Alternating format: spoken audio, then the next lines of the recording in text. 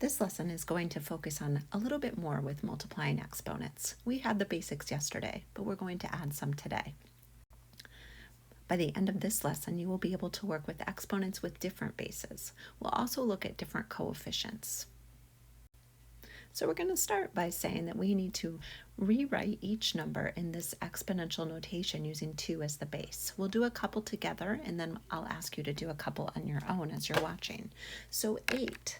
So you want to think about how you can write the number 8. And it says 2 has to be the base, so that is your key. So 2 is the base, so you say 2 times what is going to give me 8? And it has to be a base of 2. So you'd say 2 times 2 would give me 4, and then times another 2 would give me 8. So 2 to the third power would give me 8. So let's take that to 16. We know 2 times 2 times 2 is 8. So 2 times 2 times 2 gives you 8. 8 times 2, so let's remind ourselves this is 8, times 2 would give us 16. So 2 to the fourth is our base. Pause this video and think about what 32 would be. After you've paused it, hopefully you've tried, and I would say, okay, we know 2 to the fourth, or 2 times 2 times 2 times 2 gives me 16. 16 times 2 more will give us 32, so this will be 2 to the fifth. So you know your base down here, that's your base, has to be 2, and then your exponent is what you're trying to find, so that's your exponent. So we can go on. I'm not going to go through the next one. It's the same process. Tim wrote that 16 is negative 2 to the fourth. Is he correct? Well, let's remember that negative 2 is our base and 4 is our exponent. So our negative 2 is our base, so that means negative 2 times negative 2. Notice I'm putting parentheses around it. Negative 2 times negative 2. Well, I know that a negative times a negative, remember we reviewed this, a negative times a negative is equal to a positive. So negative 2 times negative 2 is positive 4. And negative 2 times negative 2 is positive 4. I'm just doing those right now. And then I get 4 times 4, and I get 16. So is he correct? Absolutely. And that word explain means you can show your work to explain it. Going on, let b be a number. This time they've got b to the 94th and b to the 78th. So this is where you remember, oh yeah, with exponents, I don't want to have to write 94 b's and 78 b's, but I know that the rule is that I add them together. So I might need to do this off to the side.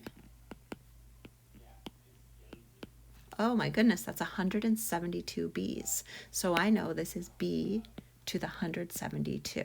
So sometimes the base is just a variable. So this is our base. This is our base.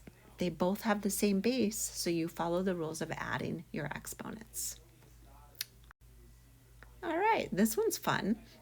Notice it says, let x be a positive integer. So that means integers are numbers like 0, 1, 2, 3, etc. Integers are also the negative numbers, whole numbers and their opposites. But it says it's a positive integer, so we would have the numbers like this. So if negative 3 to the 9th times negative 3 to the x, what that means is this x has to be positive. It can't be a negative number.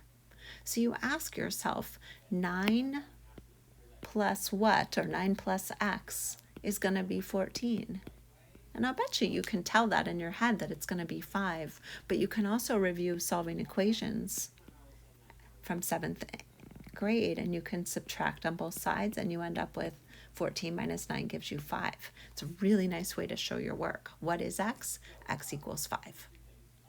The next question, can these be written in simpler form? Why or why not? That's important. Why or why not? If they can be, let's write them in simpler form. So there's 2 of them.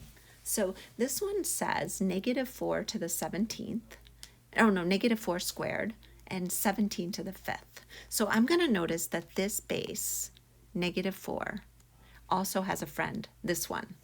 So I kind of imagine them next to each other. I'm just going to circle the whole thing.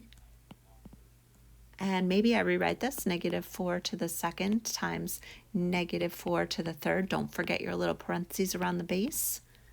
And that means, hey, I need to add the exponents. So I have -4 to the fifth because I'm adding them. This is kind of like terms because now I have 17 to the fifth and 17 to the seventh. So imagine yourself 17 to the fifth times 17 to the seventh. I add those exponents and I end up with times 17 to the 12th. These bases are not the same, so I can't go any further. That is the most simple form. What about this one? 3 to the 7th times 9. Well, remember, we could write 9 as this, 3 to the second. So this simplified version is said, oh, I know 9 is also 3 to the second. So now I can take this and say, well, I add exponents because they have the same base. So this becomes 3 to the 9th power. That would be our simplest form. And then what about if we have coefficients? These numbers are called coefficients in front of our exponents. This is kind of fun. This is really just a multiplication problem. 2 times 17 would give you 34. And then you follow that rule for exponents, x to the third and x to the seventh. They have the same base, so you would say x to the 10th when you add the exponents. So really, you're just multiplying those coefficients. And then here, this is my favorite. I know you started distributive property with Ms. DeSantis. You did it more with Ms. Chandra, and now we're going to see it again in grade 8. So the distributive property means sharing. It's probably going to help you if you put a 1 here. So you're multiplying a to the first times a to the first, or a times a, which you know is a squared. So I'll write that as a squared. It can help you with those ones. Now you're multiplying, I'll use a different color, a times b. So you're going to say plus a to the first, b to the first. This would just be written as plus ab. And you're done because they are not like terms. So after this video, we'll have an opportunity to practice. And you are all set.